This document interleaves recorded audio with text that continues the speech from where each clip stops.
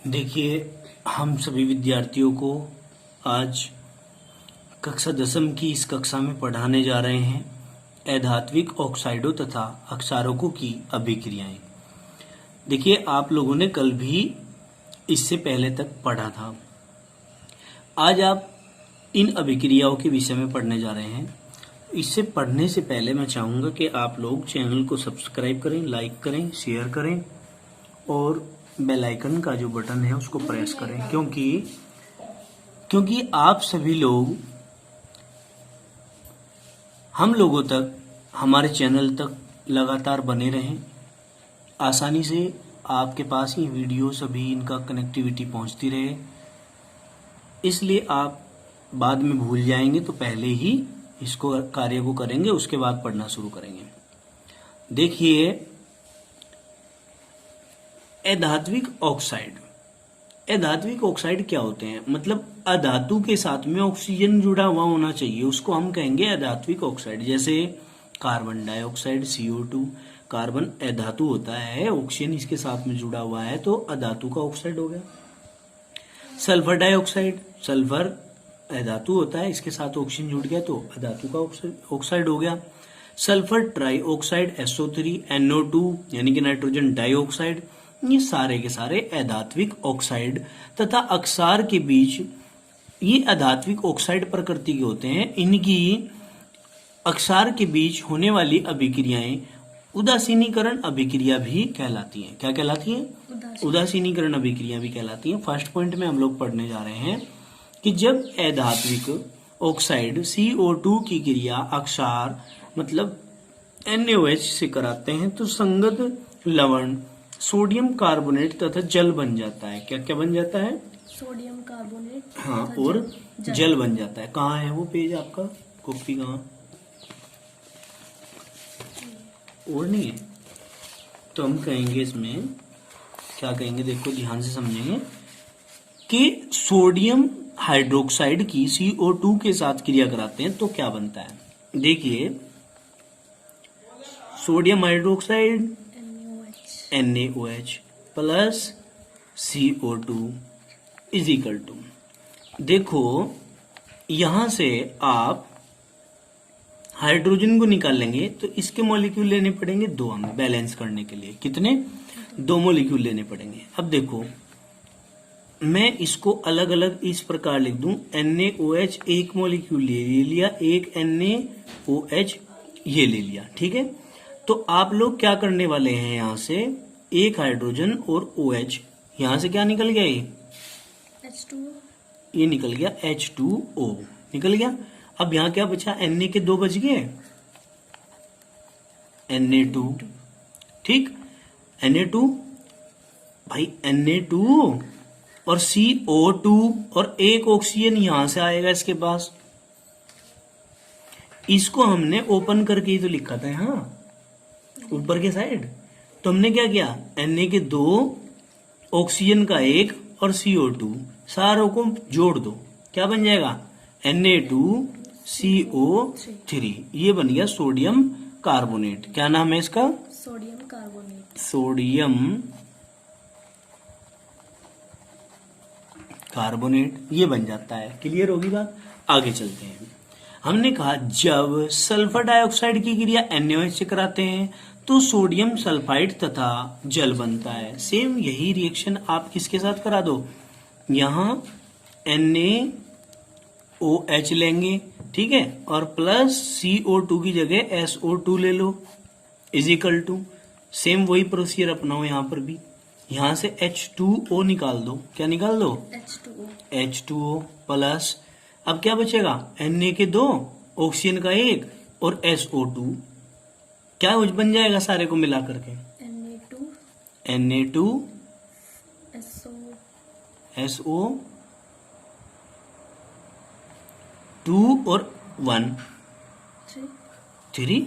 पहले भी तो यही करी हमने रिएक्शन, समझ में नहीं आई बात?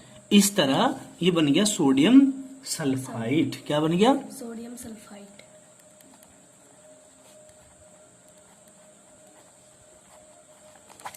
Sodium sulphide. आगे चलते हैं। जब CO2 की क्रिया किसी CO2 की क्रिया काहे के साथ, CaOH का होल ट्वाइस, यानी कि कैल्शियम हाइड्रोक्साइड से करते हैं तो कैल्शियम कार्बोनेट बनता है। ठीक है, देखो CaOH का होल ट्वाइस और किसके साथ कराते हैं CO2 बताओ, CO2 से कराते हैं। तो यहां देखो CaOH का whole twice plus CO2 is equal to, वो तो लिख लोगे, हाँ समझ जाओगे। CO2 गैस होती है, ये कैल्शियम हाइड्रोक्साइड क्या होता है, एक्वस सॉल्यूशन होता है। तो इसने कहा कि क्या बनता है, कैल्शियम कार्बोनेट बनता है। कैसे बनता है समझियो इसको, बात को। इसको मैं और करके ओपन कर दूं, ये माइंड में समझने की बात हो। जब आप कॉपी पे रिएक्शन करोगे तब तो इसे और नहीं कर सकते आप केवल समझने के लिए करोगे। जैसे मैं समझा रहा हूं, Ca एक OH ये, एक OH ये, क्लियर। यहां से आपने H और OH ले लिया, H और OH ले लिया, तो आप क्या कर दोगे इसको, H2O कर दोगे। ठीक है, क्या कर दोगे, H2O। अब हमारे पास क्या बचा, Ca और एक O बच गया, और यहाँ CO2 बच रहा। तो ये ऑक्सीजन CO2 के पास चला जाएगा तो इससे CO3 हो जाएगा। अब हमारा CO3 नाम क्या बना, कैल्शियम कार्बोनेट, कैल्शियम कार्बोनेट बन गया। क्लियर, रिएक्शन है सारी, समझ में भी आ रही है। अब धीरे धीरे और आनी शुरू हो जाएंगी जब रिएक्शन करोगे डेली। हमने कहा धातु ऑक्साइडों के साथ अधातु ऑक्साइड की क्रिया कराने पर, पेज नंबर PDF के 11 पर आगे हम अब क्या कहा, धातु ऑक्साइड के साथ अधातु ऑक्साइड की क्रिया कराने पर संगत धातु लवण बनते हैं। क्या बनते हैं, संगत धातु लवण बनते हैं। उदाहरण, सोडियम ऑक्साइड CO2 के साथ क्रिया करके सोडियम कार्बोनेट देता है। क्या, सोडियम ऑक्साइड, ठीक है। नहीं, सोडियम ऑक्साइड क्या है, धातु का ऑक्साइड है, ये समझ गए। ये CO2 के साथ क्रिया करता है तो सोडियम कार्बोनेट बनता है। देखो यहां ध्यान से, क्या कहा आपने, किस किस की रिएक्शन करा रहे हैं आप, यही तो है केमिस्ट्री। अभी मैंने बताया आपको, अभी आप भूल गए, मतलब साथ के साथ भूल जाते हैं बच्चे इसे। ये केमिस्ट्री का नियम है भूलना, परंतु भूलना नहीं है, याद करना इसको। हमने अभी तो बताया सोडियम ऑक्साइड की CO2 के साथ क्रिया करानी। अब सोडियम ऑक्साइड क्या है, मैंने कहा Na2O प्लस कहीं के साथ क्रिया करा रहे हैं, CO2 के साथ इज इक्वल टू क्या बनेगा, Na के 2 हैं और C का 1 है, ऑक्सीजन के 2 और 1 3 है, क्या बन जाएगा Na2CO3। नाम क्या है, Na का नाम क्या है सोडियम, CO3 का नाम क्या है कार्बोनेट। क्लियर होगी बात। ये सोडियम ऑक्साइड था, धातु का ऑक्साइड, ठीक है। नहीं, अब तक तो अधातु के ऑक्साइड चल रहे थे, अब की बार हमने पढ़ा धातु का ऑक्साइड। ये नाम लिखते हैं यहां, धातु ऑक्साइड, ठीक है भाई, इस चीज को ध्यान रखना। फिर कहा सोडियम ऑक्साइड CO2 के साथ क्रिया करके सोडियम कार्बोनेट बनाता है। अभी अभी हमने रिएक्शन में ये समझाया आपको, ये देखो ये समझा दिया रिएक्शन में सारा, ठीक है। आगे चलते हैं। फिर हमने कहा सेकंड पॉइंट में Na2O SO2 के साथ क्रिया करके सोडियम सल्फाइड देता है तथा अधात्विक ऑक्साइड अम्लीय प्रकृति के होते हैं। क्या होते हैं, अम्लीय प्रकृति के होते हैं। अगर अब हम क्रिया सेम के सेम बिल्कुल Na2O जो कि धातु ऑक्साइड है, अगर यहाँ SO2 के साथ करा दें, ठीक है। नहीं, ये अधातु के ऑक्साइड है, ये धातु के ऑक्साइड है।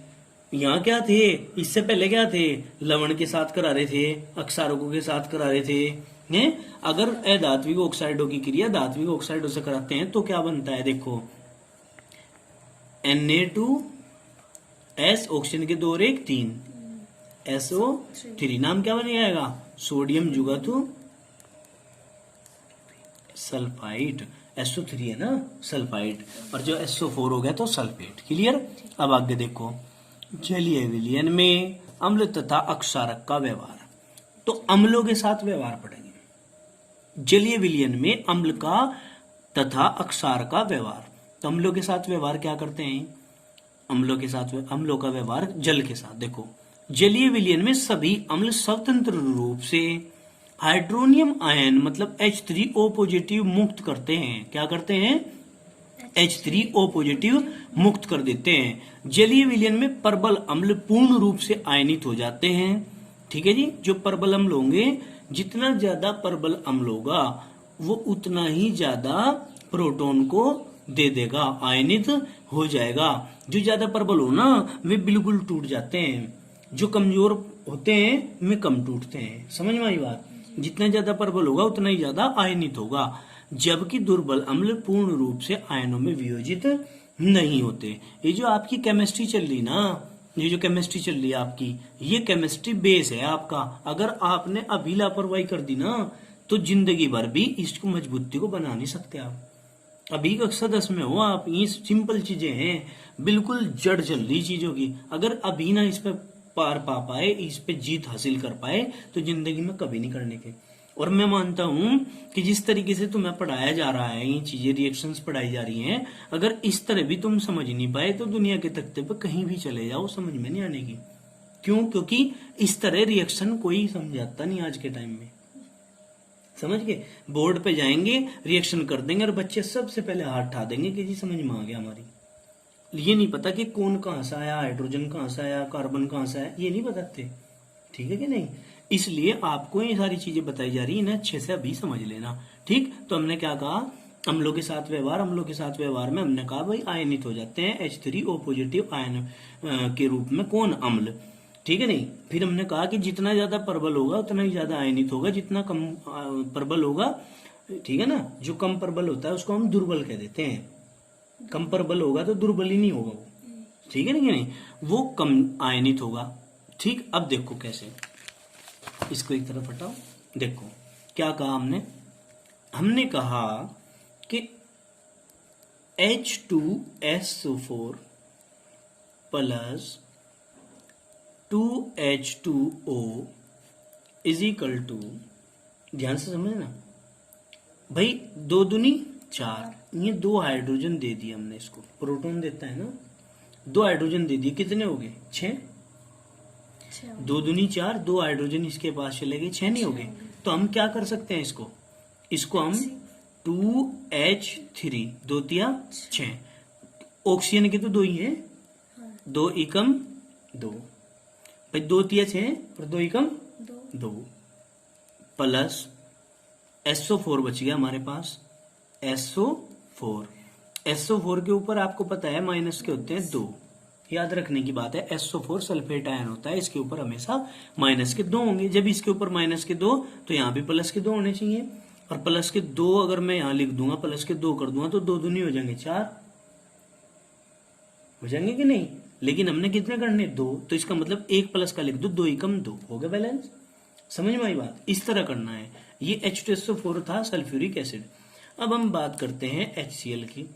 HCl को यदि हम H2O के अंदर डालेंगे तो यहां से 1 हाइड्रोजन इसके पास चला जाएगा, क्या हो जाएगा? H3O positive plus Cl negative, जितने प्लस उतने माइनस। ये जो बन रहा है इसका नाम क्या है? अब आगे देखो, इसी प्रकार हम CH3COOH की बात करते हैं। ये क्या है आपका? ये सल्फ्यूरिक एसिड। ये क्या है? Hydrochloric acid. ये क्या है? Acetic acid. याद कर लिए? एसिटिक एसिड प्लस, ये दुर्बल एसिड होता है, वीक एसिड होता है। ये क्या? Weak acid. क्या होता है?